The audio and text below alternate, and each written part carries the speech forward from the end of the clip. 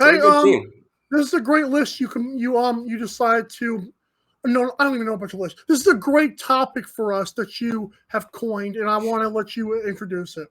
Well, yeah, college football is less than a month away. Football Woo. itself is just going to be here before we know it, and obviously that's jam-packed shows each and every day, of course. But I wanted to talk about this because it's there's so many guys to choose from, and with Top Five Tuesdays versus drafts, like we might have the same list, but I'm curious. I know one guy on my list that is definitely like I'd make a large wager that he is not on your list, but I am curious to know like for you with college football, like who are the guys that really got you off your seats? And it's funny that he mentioned Vince Young, and that's one of the greatest games I've ever seen in my life. I think that was the 2004 Rose Bowl. or 5 Rose Bowl game or whatever it was. Might have been But 5, yeah. Vince Young didn't even make my list.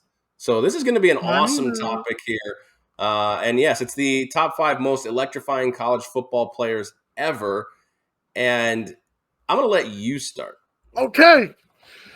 I put a little twist in my list. Ooh. Okay, so I have 4 honorable mentions, and they're because they would have made my list had I seen them play.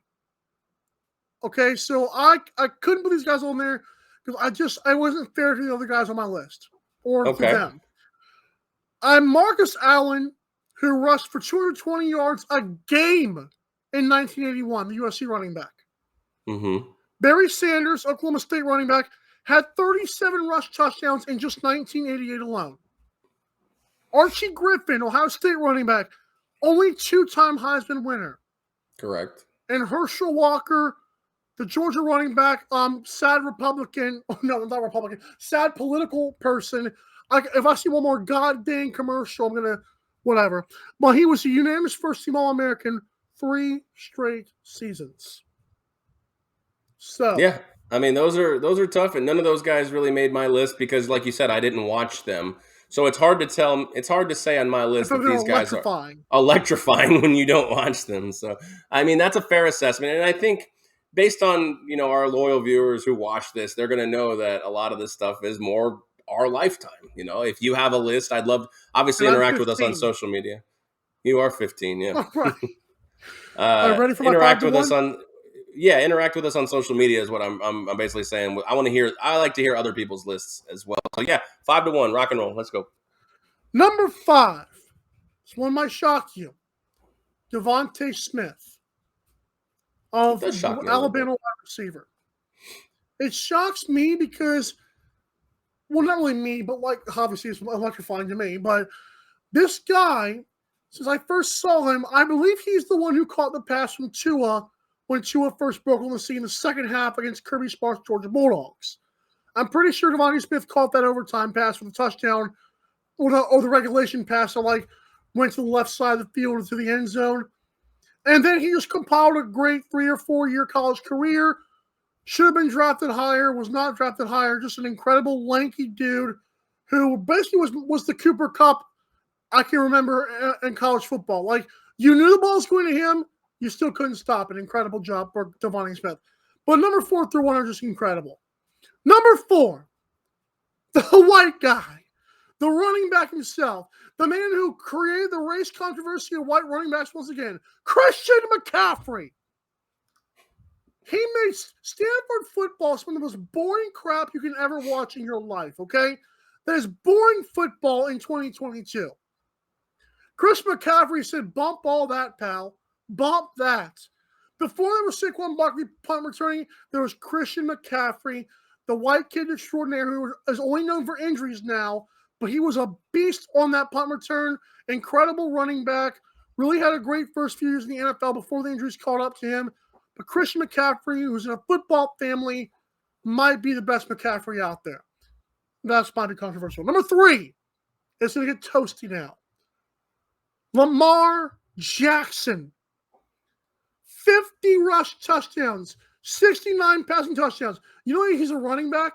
Oh, was that wrong? He's a quarterback rushing 50 touchdowns in college football. I've always said, since I watched him the first time he won the Heisman, he was better the second year, But literally, like more than half his team went to pros or went like to retire. Okay, this dude, and he's Graduation. Still, huh? We call it graduation. We don't call it Whatever, retire. same thing. We'll call it retire. No, graduation. But you get it. Like 18 people left, and he still balled out, but was not in the Heisman consideration, obviously. Number 2, my first ever hot take.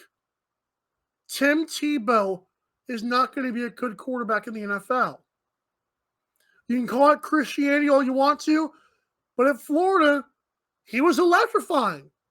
The dual threats of dual threats. He was Cam Newton before Cam Newton came about. Tim Tebow, I believe he won 2 national titles with Florida, right? Yeah, well, muted. Correct. Thank you. But Tim Tebow, he literally, as always I can remember, would steal the hearts of my Georgia Bulldog fandom, and I would have to root against this guy. But I told people when I was like 12 years old, this guy stinks as a quarterback, as a passer, but he still lit up college football. Number 1, the man who brags about doing cocaine and is satisfied with where he's at in life, despite fans thinking otherwise. Johnny Manziel. You guys understand, before Deshaun Watson almost beat Alabama twice, because he beat him once and he almost beat him again, before Jameis Winston, before Baker Mayfield was that electric, Baker Mayfield was compared to Johnny Manziel. When Texas A&M had just broke into the SEC, Johnny Manziel beat Bama. The next year, he was leading for much of the game, and they fell short. He is the reason why Mike Evans, I'm not saying Mike Evans wouldn't have been drafted, but maybe was drafted higher because Manziel got him the ball. Now, obviously, Mike Evans has been incredible for the Buccaneers, and Johnny fell off the face of the earth because he's a drug addict. And that's okay. He's cool with that. I'm not. But you get it. That's my guy. I will always believe he would have been a good quarterback in the NFL. And I miss him. I love you and hate you at the same time, Johnny. But that's my list. Johnny, Tebow, Lamar, McCaffrey, Devonte Smith. Wow. Wow. Okay. Well, I mean, I like I said, I love the opinionated aspect of this, and I mean, I think, and again, this will show our age because I think you're leaving off some Reggie Bush. I think you're leaving off some college football giants. And when you told me you had 4 honorable mentions, I had 1, but actually, while you were, giving me that idea, I ended up with 3. Wow. First honorable mention, Lamar Jackson. You're right. What he did at Louisville both of those years probably warranted 2 Heisman trophies. And I'm really sad. I don't know if it's preservation of Archie Griffin or what, but the year Tebow won the Heisman, he probably should have won it his senior year as well. Lamar Jackson's another one that could have had it. I thought Jameis Winston should have won the Heisman, even though Johnny Football won it that year. And then it's not. Guy. Yeah, I am a big Florida State guy, and Jameis Winston didn't make my list, although he was an electrifying player on and off the field. Yeah. Number 2 honorable mention for me is Tavon Austin at West Virginia, one of the most incredible players. And actually, I feel like his game was spawned by a guy that's actually on my list. And number 1 honorable mention for me, again, I don't even know if you know this guy, is Tommy Frazier. In the 90s, played quarterback at Nebraska for Tom Osborne, one of the most dominating stretch, of runs I've ever seen. They beat up on Florida in one of the national title games. So Tommy Frazier made an honorable mention for me. Actually, was at number 5 until I thought about this guy, who is my number 5, and that's Devin Hester from the U. Okay.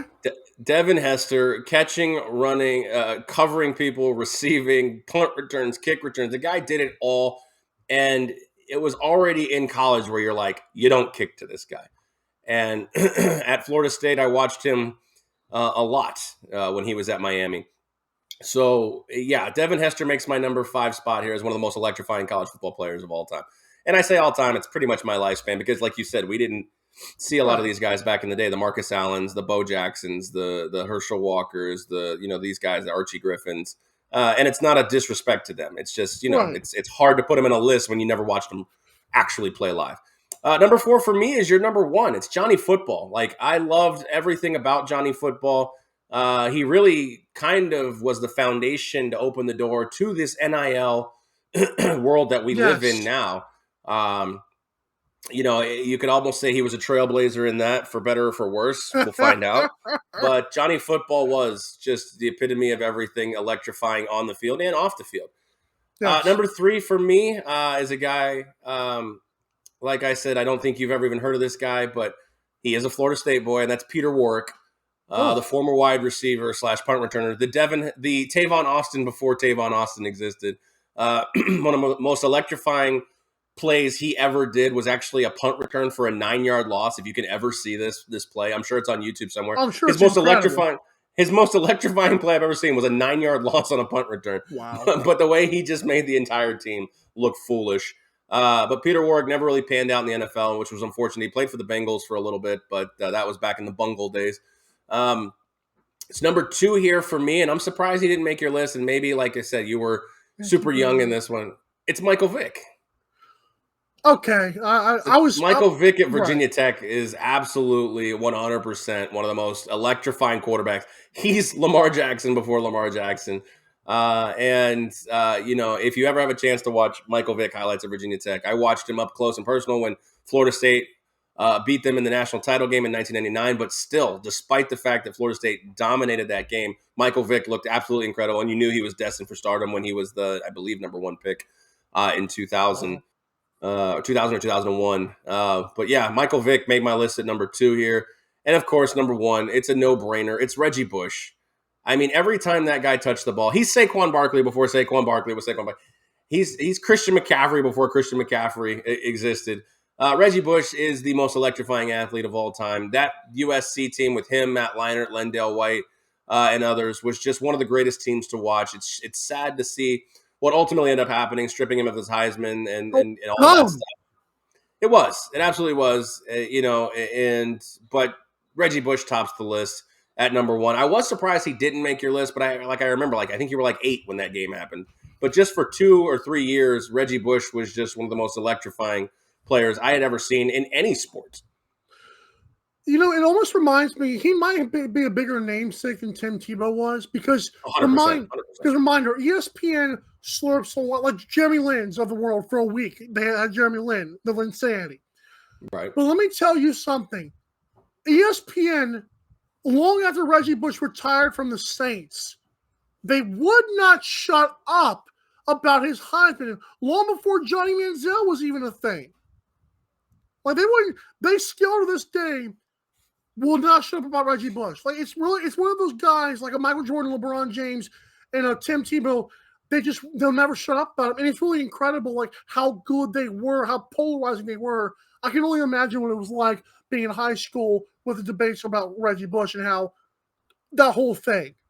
I mean, you nailed it on the head. The key word is polarizing. Now, Reggie Bush wasn't necessarily polarizing, but the Tebows and the Jordan LeBron debates, those are polarizing because you could probably split it somewhere close to 50-50 on people on both sides. Like, for me, Tim Tebow didn't make the list. He didn't make honorable mention. Like, he was a good player, but I don't think he was electrifying. He was a rumbling, bumbling, stumbling quarterback. That was nostalgia for me for just one my hot take up there. But 100%, he was absolutely incredible. And as a Florida State fan, it was great to see him leave Gainesville, 100%. And when he got to the league, 100%, I was rooting for him. I mean, it didn't pan out for him, c'est la vie, no big deal. But for me, he wasn't an electrifying college football. He was a polarizing college football player. But to me, he wasn't electrifying. Sure.